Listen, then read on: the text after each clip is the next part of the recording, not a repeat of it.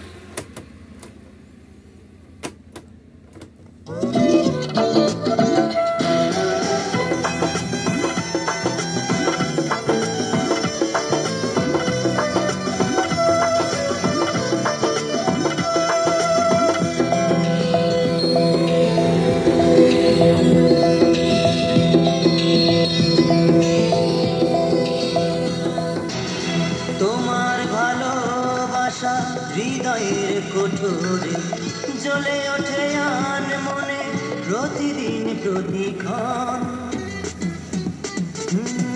তোমার ভালোবাসা হৃদয়ের কোঠরে জ্বলে ওঠে আন মনে প্রতিদিন প্রতিক্ষণ। আমি শুধু কেঁদে মরি, কাউকে না